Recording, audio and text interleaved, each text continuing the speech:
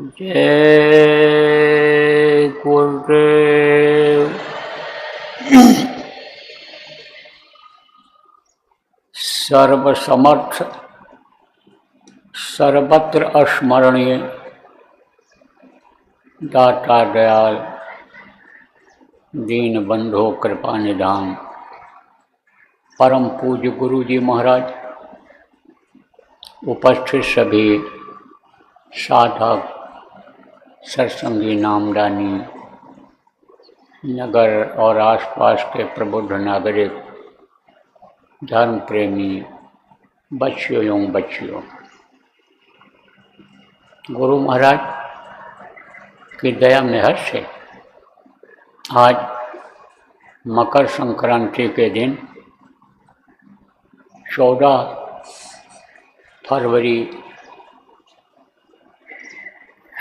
जनवरी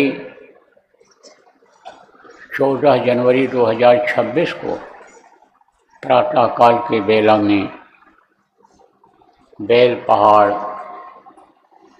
झारसुगड़ा उड़ीसा के इस भूमि पर मुझे सत्संग के माध्यम से आप लोगों के दर्शन का अवसर मिला। देखो प्रेमी, भारत देश की जो ये भूमि है और ये जो भारत देश है, इसको धर्म परायण बताया गया है,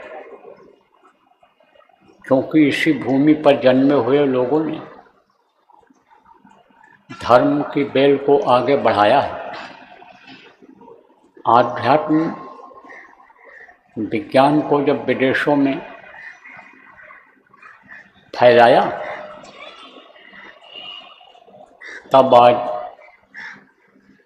भौतिक रूप से दूसरे देश कह रहे हैं हम तरक्की कर रहे हैं, उन्नति कर रहे हैं।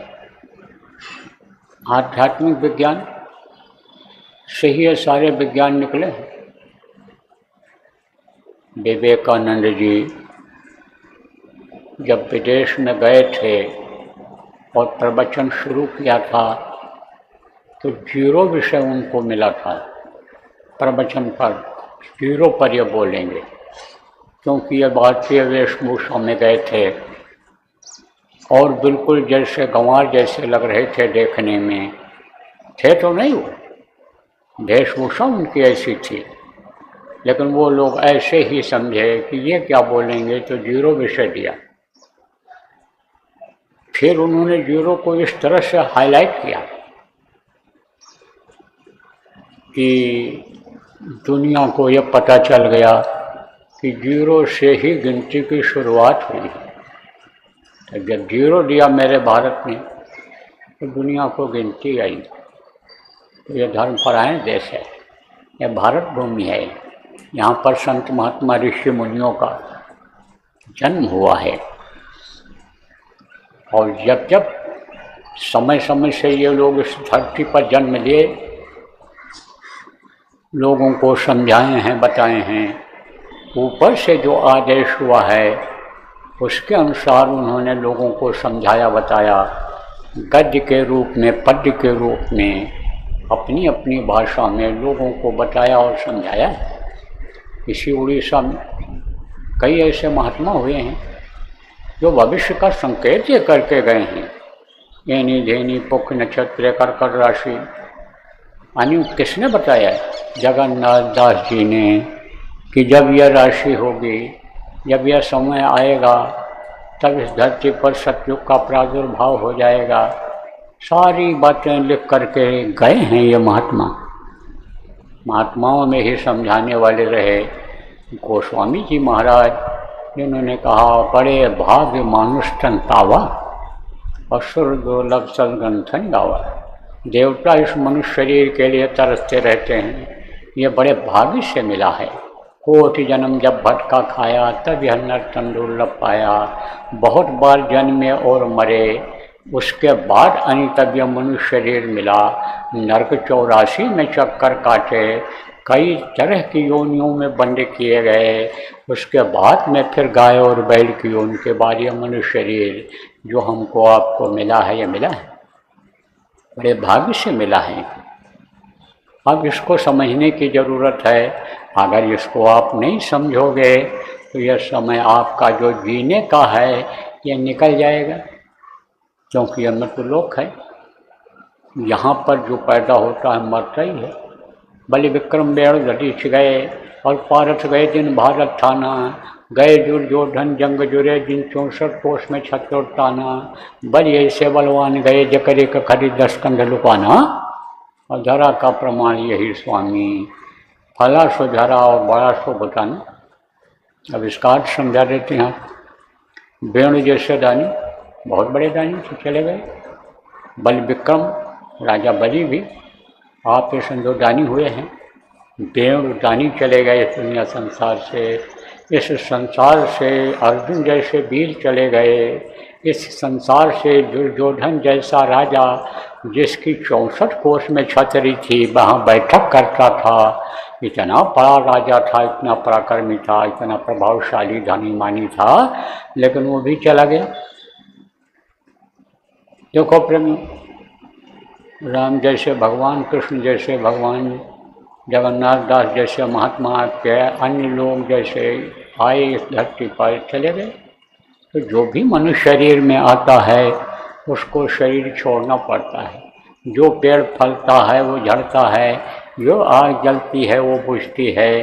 कल आपको बताया था कि ये दिन रात जो आ रहे हैं उम्र को काट करके ख़त्म कर दे रहे हैं। इस चीज़ को हमेशा याद रखना है, मौत को हमेशा याद रखना है। तो किसके देश में हुआ? जिसका काल भगवान कहा गया। काल किसी को नहीं छोड़ता है। काल आप ये समझो कि सबको खाता है। काल ही बचता है, काल अपने को नहीं खा पाता है, बाकी काल सबको खाता है। काल का ही ना खाए, आप ये समझो सबको खा जाता है। देखो हिंसा हत्या करते हैं लोग, जिनको नई जानकारी है। वो जबान के स्वाद के लिए पक्षियों को मार देते हैं, जानवरों को मार देते हैं। तो अब तो गोली बंदूक से शिकार करते हैं लोग। पहले के समय में तीर तलवार से शिकार करते थे, ज़्यादातर तीर से करते थे, क्योंकि तीर बहुत दूर तक जाता है। तो शिकारी जाते थे जब, तो जंगल में बैठे रहते थे, और जब कोई पक्षी आकर बैठ जाता, कोई जानवर दिख जाता, तब वो निशाना लगाए जो बैठे रहते थे, एकदम से तीर को छोड़ देते थे। ऐसे ही काल तीर धनुष लिए हुए बैठा हुआ है एक तरह से, कि जैसे हमारा निशाना तरिया हुए वैसे हम तीर चला। तो मरने के बाद कोई कुछ कर पाता है?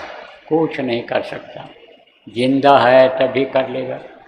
देखो प्रेम, धान इकट्ठा करते हो कि बढ़िया हमको खाने को मिलेगा, धान इकट्ठा करते हो अच्छा कपड़ा मिलेगा।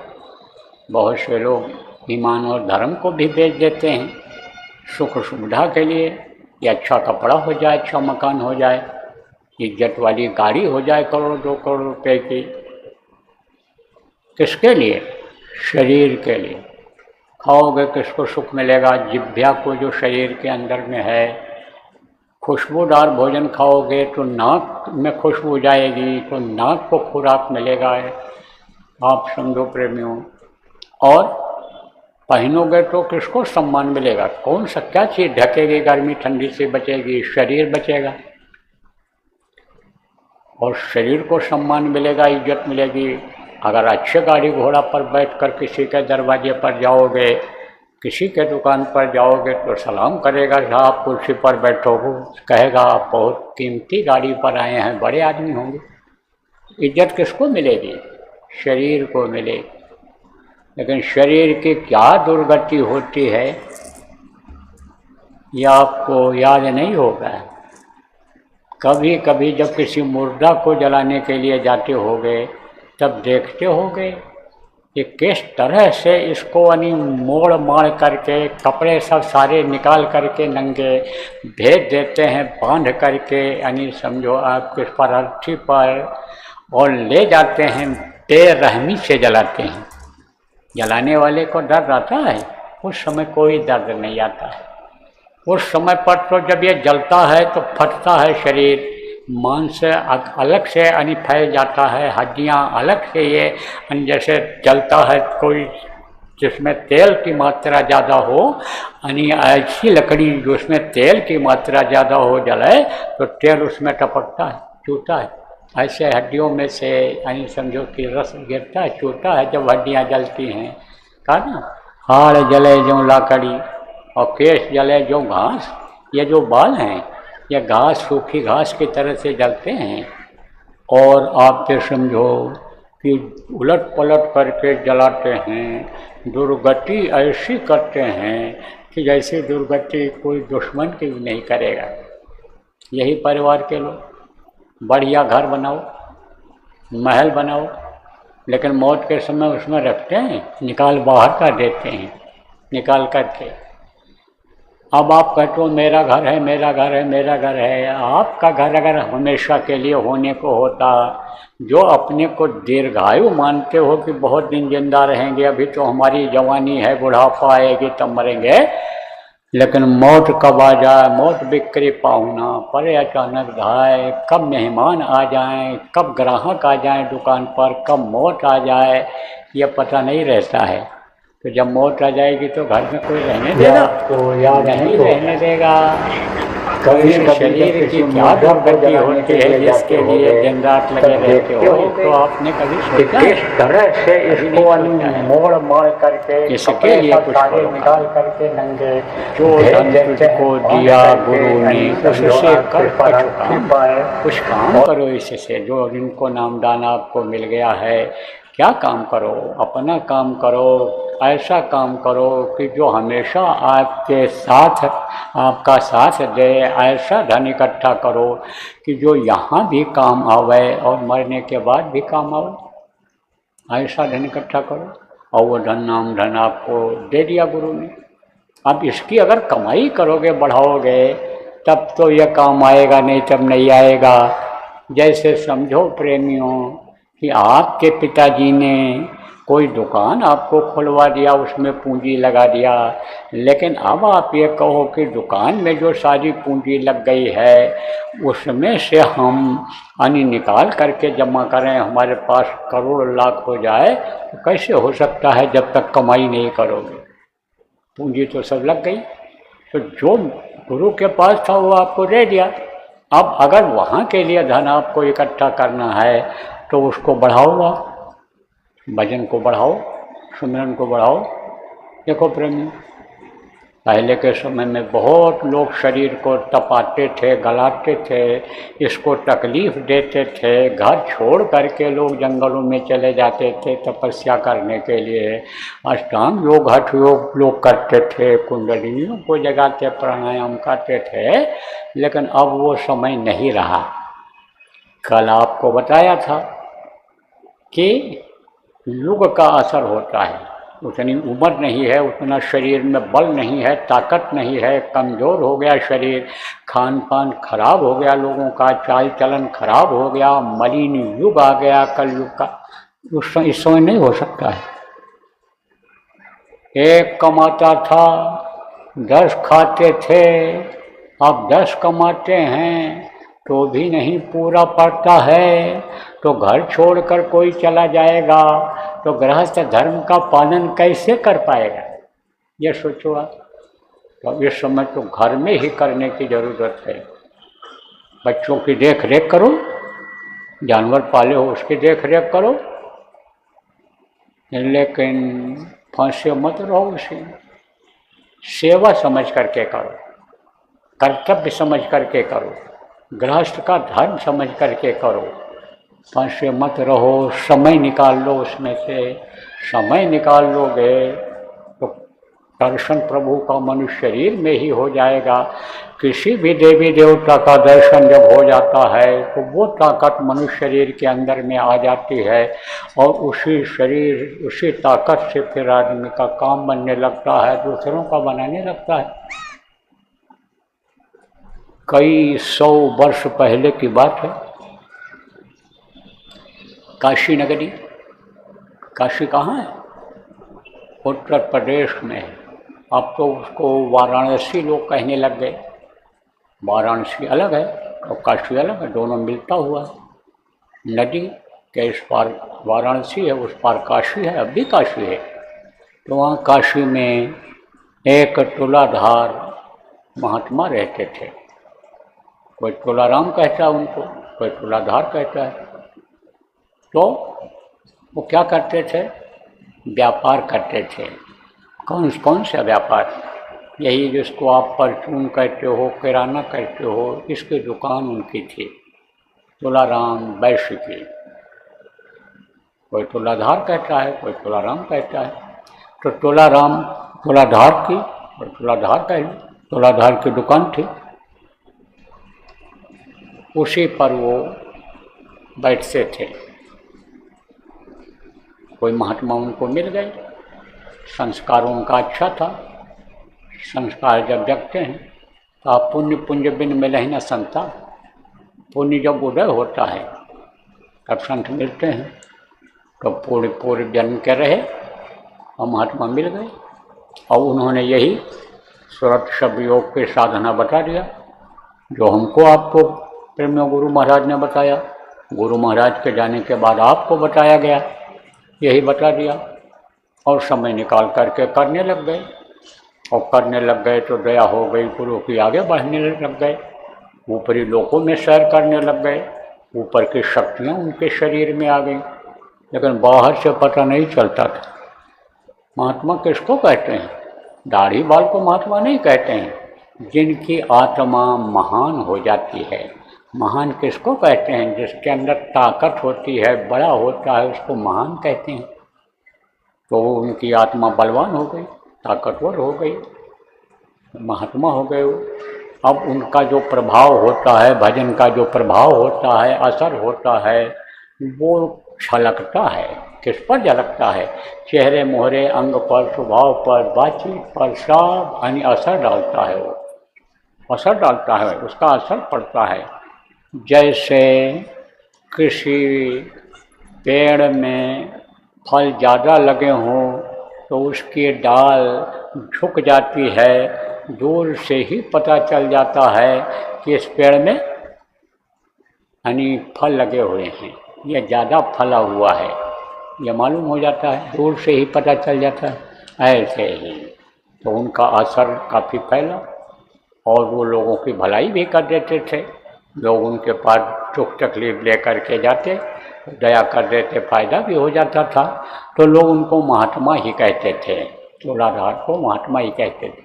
लेकिन वो अपना जो फर्ज था उसको वो अदा करते थे और बेहद ईमानदार थे, बेहद ईमानदार और मेहनती बहुत थे। मेहनत किया उन्होंने, मेहनत करते थे तो दुकान उनकी चलती थी और तौल करके ही सामान सब देते थे। और एक बार तो तौलते तौलते लीन हो गए, ध्यान में बैठे थे, तब तक ग्राहक आ गया, आवाज़ लगा दिया तो उसने कहा हमको आटा दे दीजिए। तो कहा इतने रुपए का आटा दे दो। तो तौलने लगे, तो 1 2 3 4 5 6 यह सब तौलते गए और जब 13 गिनती पहुँचे तब तक फिर सूरज चढ़ गई। तो जब दर्शन किया अंतर में 13 13 13 13 13 यही कहते रहे, यानी 13 ही सब कुछ है, सब कुछ उसी का बनाया हुआ है, यह सारी चीज़ें उसी की हैं। और जब वो चाहता है ले लेता है, जब वो चाहता है खाली करा लेता है। मनुष्य शरीर भी उसी ने तैयार किया 9 महीने माँ के पेट में, और जब चाहता है खाली करा लेता। तो 13 13 कहते कहते तोलते गए, पूरा वो जो डलिया थी खाली होने ही वाली थी पूरी। तब तक लड़का आ गया अंदर से, कहा पिताजी ये क्या कर रहे हो, 13 के आगे गिनती नहीं आती आपकी। अब वो हैरान, कौन ग्राहक खड़ा हैरान कि भाई ये तोलते चले जा रहे हैं, आंख बंद किए हुए हैं, अब हम क्या कहें इनको, देखें ये क्या करते हैं। वो भी हक्का बक्का खड़ा देख रहा है। तो कहा कि ये सब तोड़ते चले जा रहे हो। उसने कहा हम तो बताए थे इतने रुपए का ही दो। तो कहीं ऐसा हम सोचे कि यानी बहुत सस्ता हो गया हो आटा, इसलिए ये चलते चले, लेकिन तेरह ही तेरह तेरह तेरह बोल रहे हो, ये नहीं समझ में आया। तो हमको तो इतना ही चाहिए, इतने का ही। बोले अरे ले जा, जब मिल गया तो ले जा। अब लड़का और आग बबूला हो गया, गुस्से में आया कि बताने के बावजूद भी ये सब दे दे रहे हैं। चला गया अंदर। अब वो फिर अपना ध्यान में बैठ के आदमी लेकर चला गया। जब उसको मिला तो लेकर के चला गया। जब ये नहीं माने कि ले जा ले जाओ ले जाओ, तुम ले जाओ ले जाओ ले जाओ, लेकर चला गया। लड़का जब आया देखा तो पूरा भरा हुआ है, वैसे के वैसे ही आटा जैसे पहले था। पता चला बिका ही नहीं। पैसे भी उसने कहा, देखा कि पैसे भी वापस नहीं किया है इन्होंने, पैसे भी रखे हैं गल्ला में। तो तुलाधार वो मेहनत और ईमानदारी में मशहूर थे। उन्हीं के समय में एक सन्यासी थे जो कठिन तपस्या करते थे। तो जो ये योगी सन्यासी होते हैं, ये शरीर को तपाते गलाते हैं, शरीर को बड़ा कष्ट देते हैं। तो मेहनत किया उन्होंने, मेहनत का फल मिलता है, मेहनत का फल बेकार नहीं जाता है। यहाँ कोई मेहनत करे, मजदूरी करे, कोई बेईमान ठेकेदार मिल जाए, कोई बेईमान यानी घर वाला मिल जाए, मजदूरी करा ले, मजदूर को पैसा न दे, लेकिन वो मजदूरी को हड़प नहीं करता है। जो जितना मेहनत करता है उसको फल वो मालिक देता है। तो उसका उनको फल मिला, और फल मिला तो शरीर से जीवात्मा निकल करके जाने लग गई ऊपर। तो जब ये निकल कर ऊपर जाती है, तीसरी आँख खुलती है, दिव्य दृष्टि खुलती है, और ये जब ऊपर जाती है तब ये यहाँ नीचे नहीं आना चाहती है, क्योंकि यहाँ बदबू है, गंदगी है, यहाँ अच्छी चीज़ें नहीं हैं, खराब चीज़ें हैं। जब इन चीज़ों का भान हो जाता है, ज्ञान हो जाता है, और अच्छा भोजन जब वहाँ मिलने लगता है, अच्छी चीज़ें सब आना नहीं चाहती। तो इतना वो ध्यान में मग्न हो गए कि आँख ही काफ़ी समय तक नहीं खोले। तो चिड़िया, उनके बड़े बड़े बाल हो गए थे, चिड़िया ने उसी में घोंसला बना लिया। किसमें? जटा जिसको कहते हैं, लंबे लंबे बाल हो जाते हैं, घने बाल थे, उसी में घोंसला बना लिया, और चिड़िया ने अंडा भी दे दिया उसी में। अब अंडों के बच्चे हो गए। अब वो बच्चे कूदने फुदकने लगे, और इनके शरीर पर वो बैठने लग गए, इधर उधर इधर उधर, यानी समझो कि बैठने लग गए। जहाँ घूम करके आऊँ, खा पी करके आऊँ, फिर बैठें, कभी यहाँ कभी वहाँ, कभी कभी घोंसले चले जाएँ। काफ़ी समय के बाद जब इनकी आँख खुली तो देखा चिड़िया के बच्चे बैठे हैं। पकड़ लिया इसे, एक को देखा बहुत सुंदर है, फिर दूसरे को पकड़ा, कहा बहुत बढ़िया, बड़े सुंदर बच्चे हैं, प्यारे हैं। अब उन बच्चों से थोड़ा प्रेम हो गया, एक दो दिन पकड़े और देखे, और फिर छोड़ दिए। अब वो उड़ गए, उड़ने के बाद वो फिर आए, फिर ये आप समझो लीन हो गए। फिर उसके बाद फिर पकड़ में आए, तब उनको ये ज्ञान हुआ, भान हुआ उनको कि ये तो हमारे जटा में ही रहते हैं, इसी में इन्होंने घोंसला बना लिया है। इससे उनको अहंकार हो गया कि मैं तो इतना दिन तक तपस्या किया कि मुझे पता भी नहीं चला कि मेरे जटा के अंदर में, मेरे बालों के अंदर में चिड़िया ने घोंसला बना लिया, और उसी में ये अंडे बच्चे पैदा हुए, उसी में वो चिड़िया भी रहती है, भी रहते हैं। तो इसका उनको अहंकार हो गया, और जैसे अहंकार हुआ तैसे वो बच्चे और चिड़िया सब उड़ गए। हित अनहित पशु पक्षी जाना, पशु और पक्षी को सबको हित अनहित का पता होता है।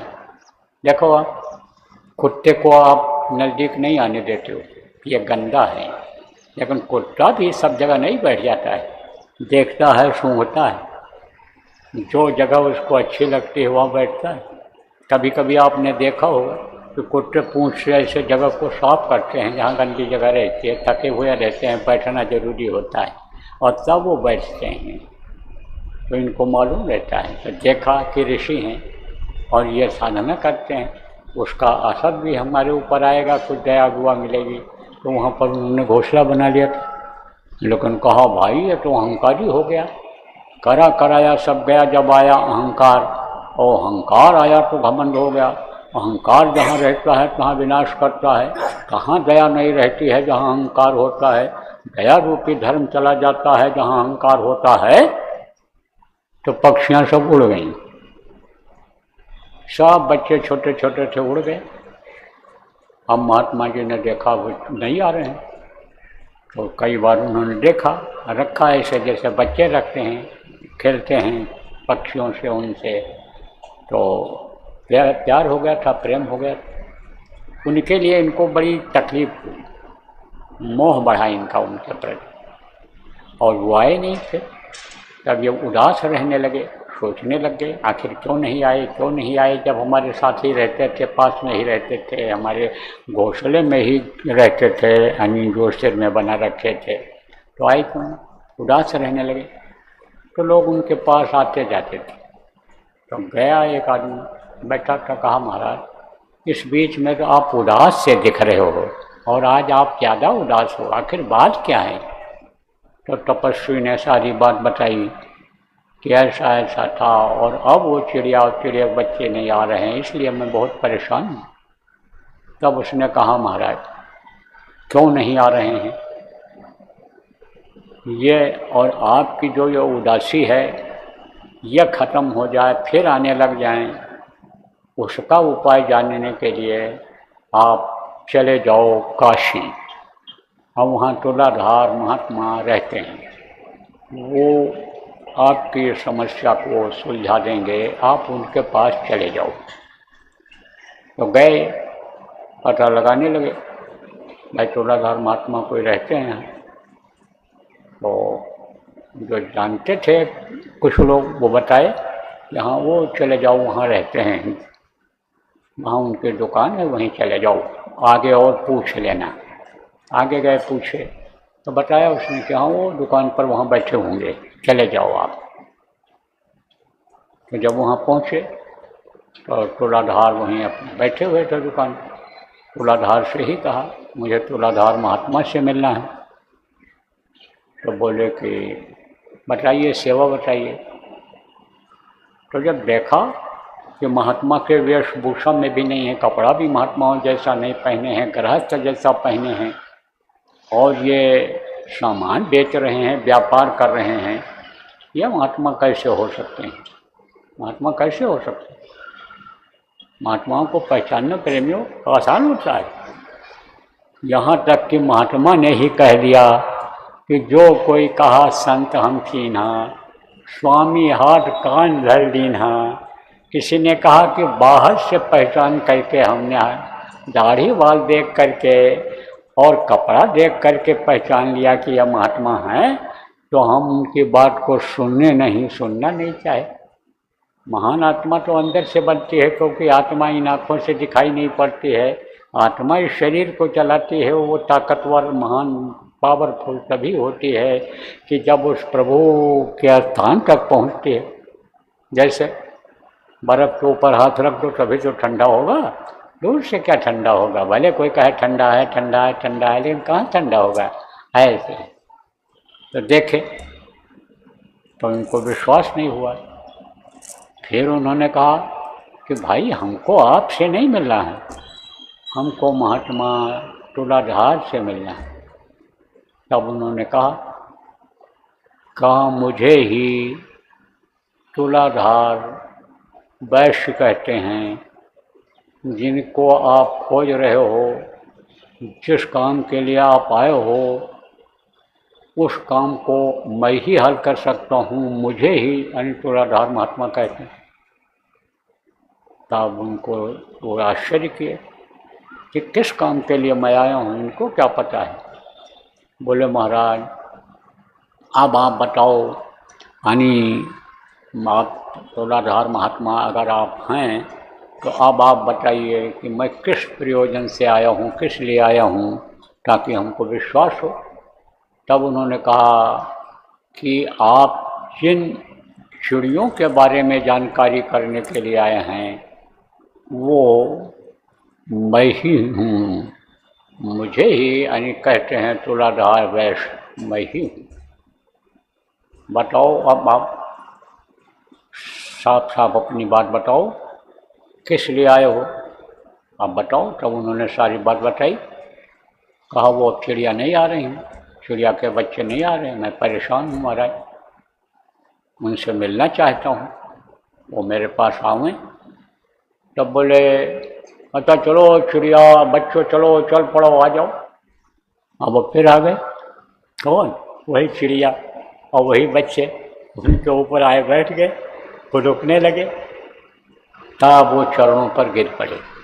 किसके चरण पर गिर पड़े? यानी तुलाधार के। बोले महाराज मुझे नहीं मालूम था कि गुदड़ी में लाल होता है, मुझे नहीं मालूम था कि इस अनिवेश में आपकी आत्मा महान आत्मा है, मुझे भी अब आप शरण में लगाइए, चरणों में लगाइए। बोले भाई महात्मा की बात तो मैं नहीं कह सकता कि मैं महात्मा हूँ, लेकिन मैं महात्मा का शिष्य हूँ।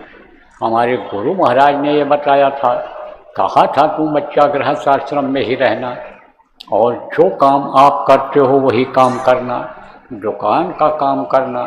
तो मैं मेहनत और ईमानदारी से दुकान का काम करता हूँ, उसमें मुनाफा मैं थोड़ा ही लेता हूँ, मिलावट नहीं करता हूँ, कम नहीं तोलता हूँ, उसी में मुझको कट मिल जाती है, बच जाता है। और आप जैसे लोग आ जाते हो, कोई दरवाजे पर आ जाता है कुछ के रूप में, तो उसको खिला पिला देते हैं, हमारे लायक होता है वो सेवा कर देते हैं, और उससे जो बचता है उसको और अच्छे काम में लगा देते हैं। तो हम अपने गुरु के आदेश का पालन कर रहे हैं। तो प्रेमियों आप इस बात को सुनिए, में ही भगवान मिलता है, में ही भगवान मिलता है। गृहस्थ आश्रम में भी शक्ति अर्जित कर ली जाती है, लेकिन जब गुरु आ जाए, जो गुरु कहें करो तुम सोई, कोई गुरु जो कहें उसको जब किया जाए। तो आप लोग जो नामदानी बैठे हो, गुरु थे क्या कहा करते थे कि बच्चा घर छोड़ करके मत जाना, घर छोड़ करके इस समय पर कलयुग में जो जाएगा वो अपना कर्तव्य पूरा नहीं कर पाएगा, भगवान की तलाश में तो जाएगा लेकिन भगवान उसको स्वप्न में भी नहीं मिलेंगे। मिलेंगे तो गृहस्थ आश्रम में मिलेंगे, मिलेंगे तो उस मनुष्य शरीर में मिलेंगे, क्योंकि बाहर जब जाएगा तो बाहर घर छोड़ करके जाएगा तो शरीर को चलाने के लिए रोटी कपड़े की ज़रूरत पड़ेगी, और वो कहाँ से आएगा? दूसरे के यहाँ जाएगा, जब मांग करके खाएगा तो उसके कर्मों को भोगना पड़ेगा, और नहीं मिलेगा तो चोरी चकारी